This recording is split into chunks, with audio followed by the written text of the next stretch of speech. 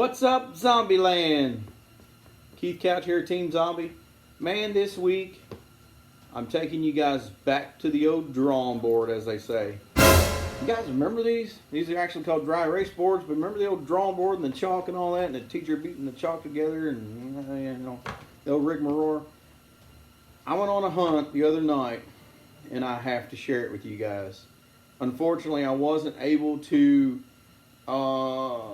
put one down on this set. I had a pro staff member from Scottsburg, Indiana, coming down to meet with me. I was really excited. It was our first hunt together. We're going to break ground together, so to speak, get to know one another. He held the 2017 Austin, Indiana Coyote hunting competition, and as I shared on there, Team Zombie took first place.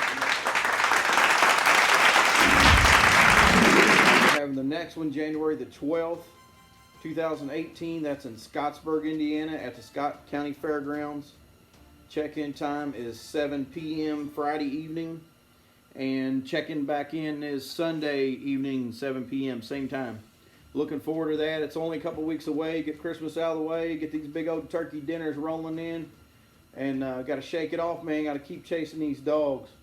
I got to tell you about this hunt that I was on. Thus, the old drawing board. Sometimes you got to draw it out, you got to plan it out, and I wanted to talk to you guys about setups. Because I promised you we were going to talk about setups, the approaches, how I even approach the field. So this spot is one that I gained this year. This was the second time that I had hunted this spot.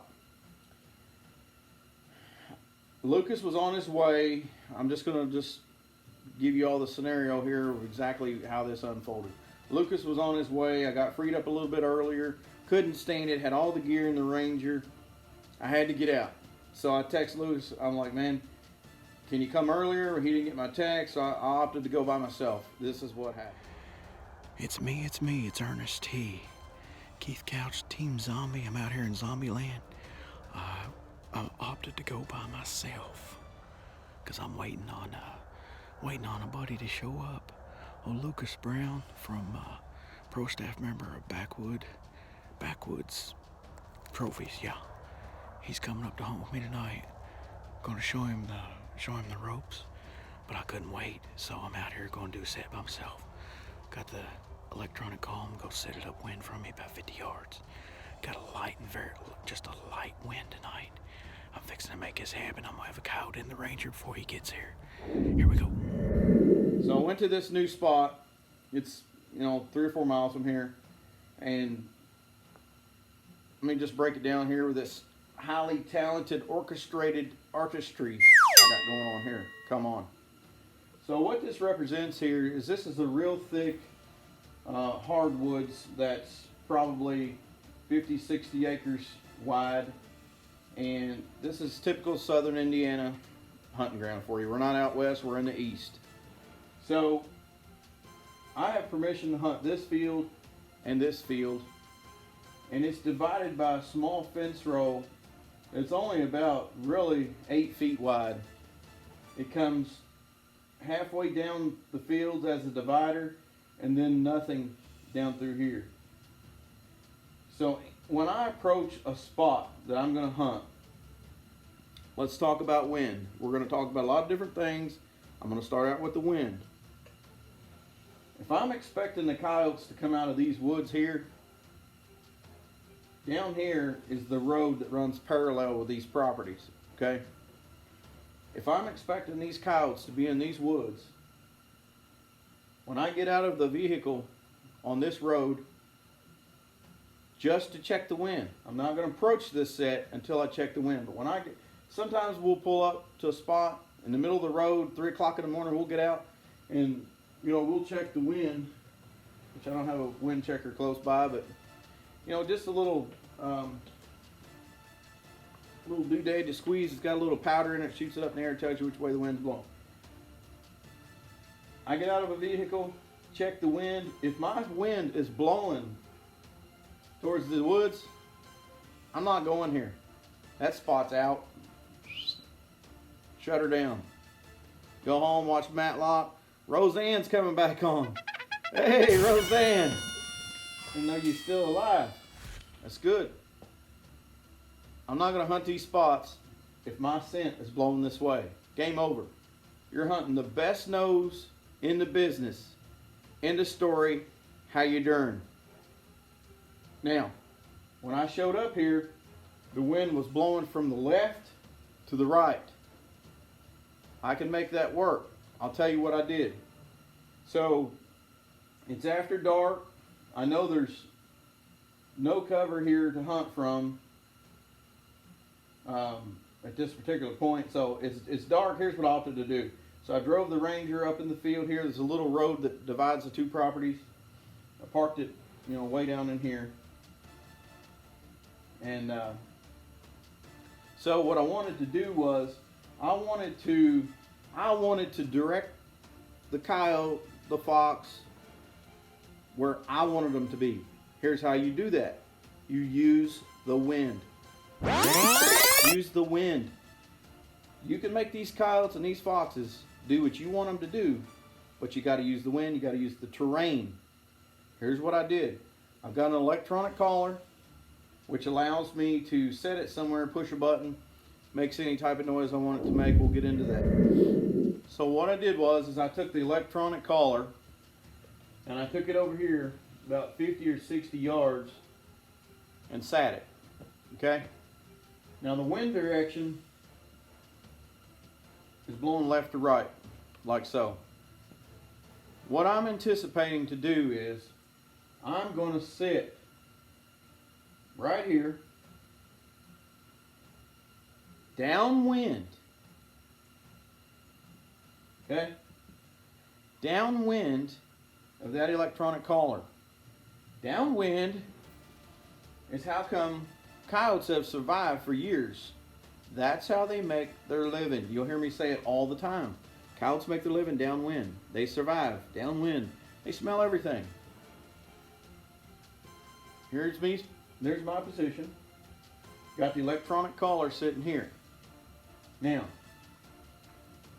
4 minutes into the call, I'm in southern Indiana, and I get a visit from a big old burly tom bobcat. That's right. They're everywhere in Indiana. Give us a season, man. Come on. Y'all check this little clip out.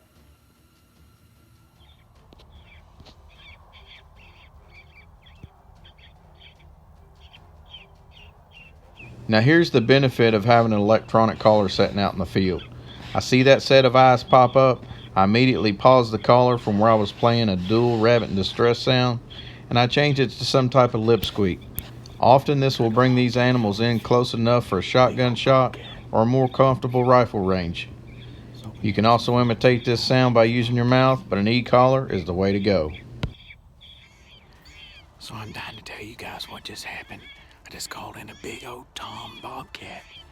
I'm out here by myself, could have smoked him about 100 yards. He come in to the dual cottontail in distress. Could have smoked him, I had to check up on him, zoom the scope in. Make sure it wasn't a fox, definitely a big tom bobcat. Come on, Indiana, give us a season, man. Hope that video took good. Went back to the call, tried to get a coyote in. Something I'm allowed to kill. Let's get it. So I just want to apologize for that footage. I know it was a little shaky. I'm out there by myself. I'm filming. I got the gun. I got the light. I got all this. Whatever. It is what it is. It's how it is in the field. I told you from the beginning, this is going to be how it is. This is going to be your setup. I'm going to show you the difficult parts of it, the easy parts of it, the rights, the wrongs. Today is the wrongs. I'll admit it when I made a mistake. I don't make very many when it comes to coyote hunting.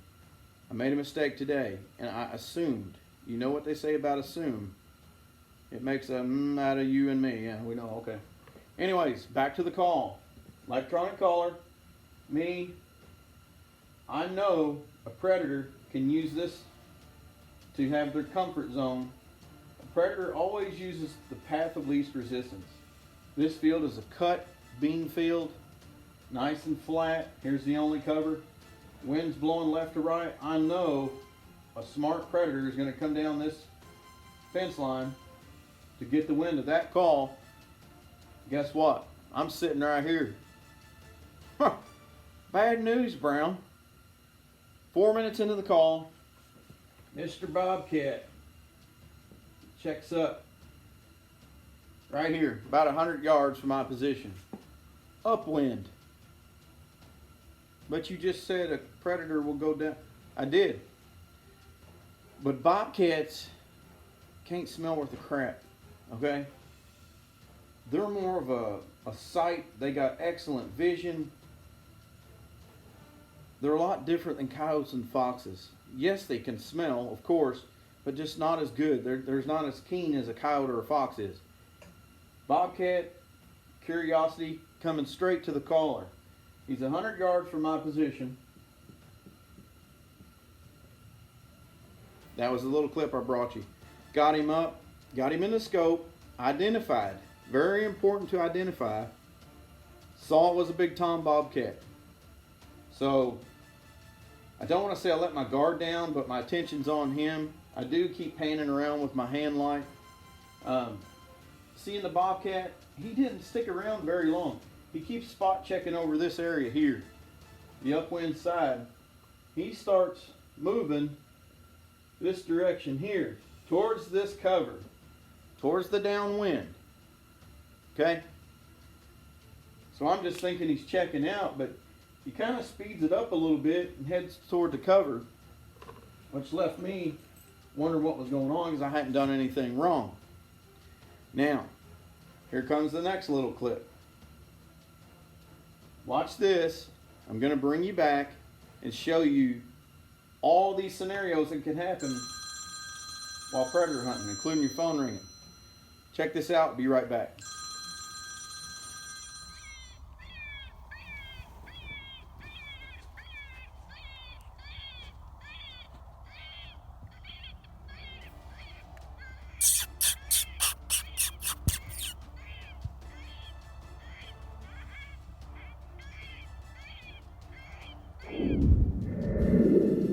So yeah, you see those eyes coming down that fence row? The footage is marginal. I apologize. I know that. Here's the mistake I made, guys. Kind of rewinding here, showing you the whole thing. Bobcat comes in, 4-minute mark, starts going toward the cover here, right at the intersection of the two fields. 4 seconds after I lose sight of the bobcat, about the same height, enters set of eyes number 2. On the downwind position, making his way downwind, this way. I see him trotting, and I'm shining with the red light. I just know it's the bobcat. He just went that way. He's coming downwind. I don't know why. Bobcat's over here, calls here, which he don't know what to call. He thinks it's an animal distress. But he got distracted. Normally where he would do the killing, got distracted and goes this direction. I'm baffled. I'm intrigued. I'm wanting to learn what's going on here. These animals will teach you if you let them. But what I like to do is I like to teach them. Okay? I like to get them in. I like to make them do what I want them to do by a setup like this. And then I can collect. Here's what happened.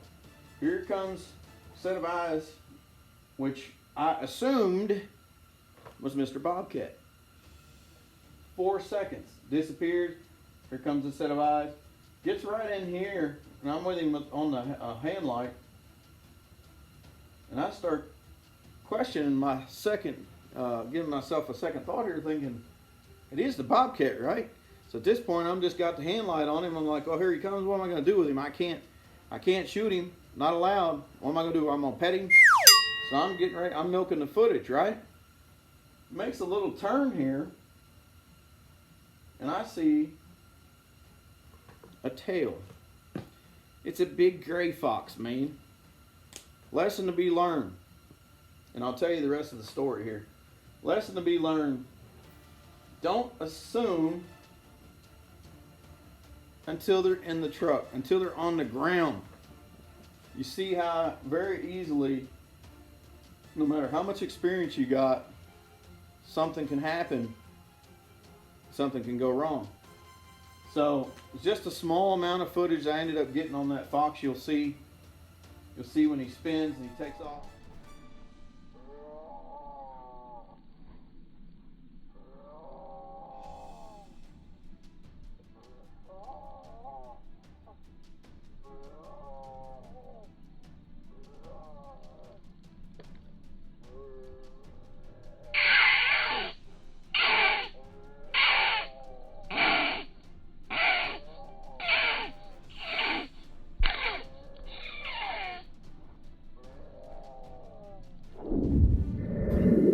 Try to get him to stop, but it was too late. What happened was, after I thought long and hard about this, and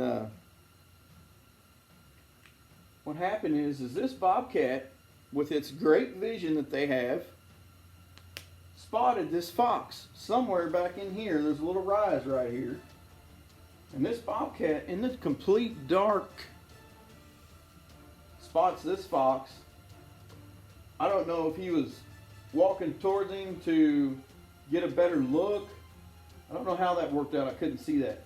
Bobcat checks out.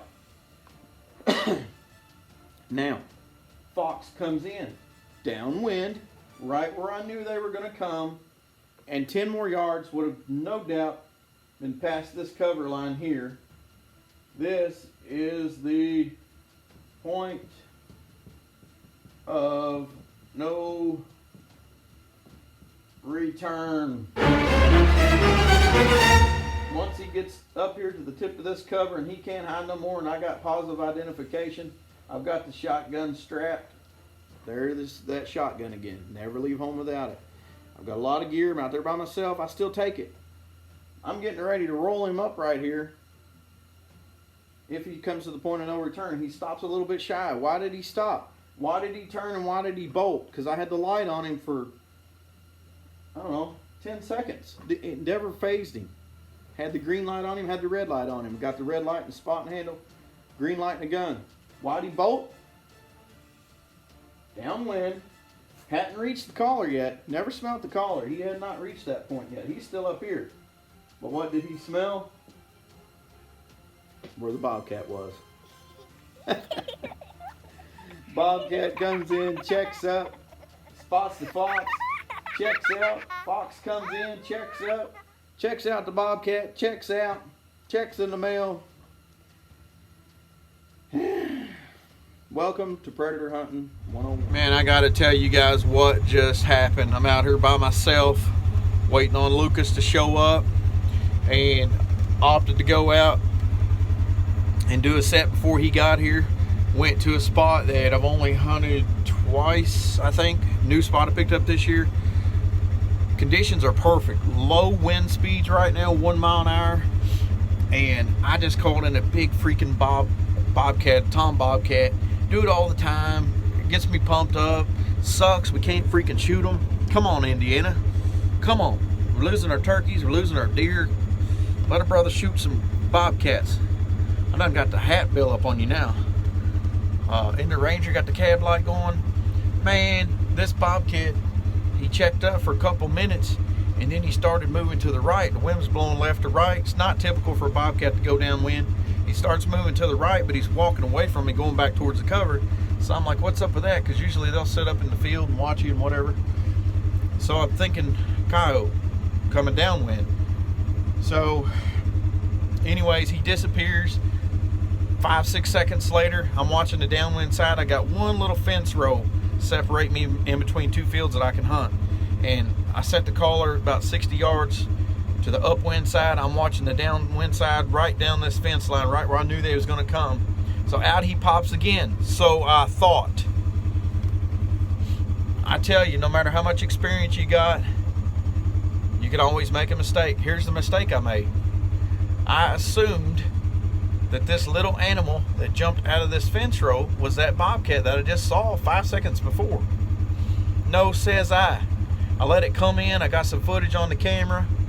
And man, I seen a big old long freaking tails, a big gray fox. Gosh dang. Big old gray fox. Had him in the crosshairs.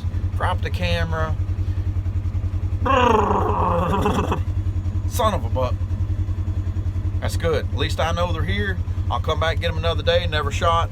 He never knew I was there. Never got my scent. I'm gonna go meet Lucas, tell him what happened. Learn from your mistakes. Learn from them. You see why I made this mistake? It's an easy mistake to make. I don't make very many when it comes to this coyote hunting business. I'm gonna tell you, partner.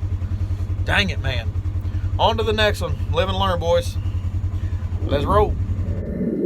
Hope you guys learned something today. Learn from your mistakes. This is me telling you guys I make them too. Very few, very seldom, but I make them.